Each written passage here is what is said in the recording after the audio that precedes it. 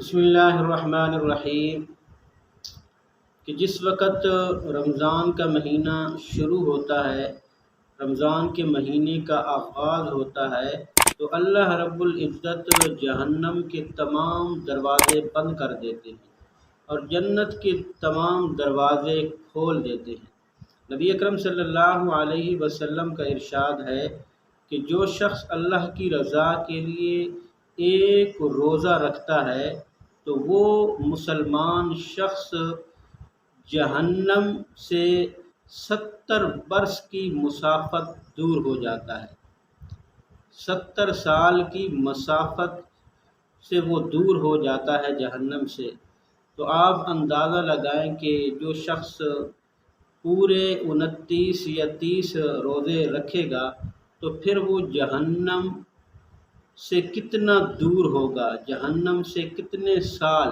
تقریباً وہ 2160 سال بنتے ہیں کہ وہ جہنم سے دور ہو جائے گا اور جنت کے قریب ہو جائے گا۔ اور آپ خود اندازہ لگائیں کہ جو شخص اللہ رب العزت نے تو اس رمضان کے مہینے کے شروع ہی سے جہنم کے دروازے بند کر دیے ہیں، اور جو شخص روزہ نہ رکھ کے اللہ نے تو جہنم کے دروازوں کو بند کر دیا ہے، اور جو شخص رمضان کے مہینے کے روزے نہیں رکھتا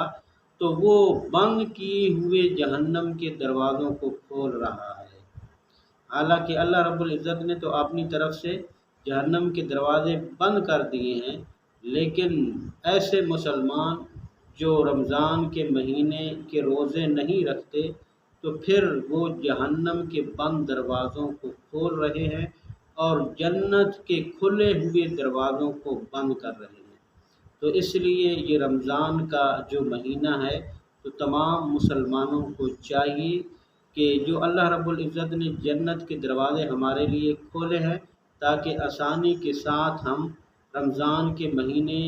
کے روزے رکھ کے آسانی کے ساتھ جنت کے اندر داخل ہو جائیں۔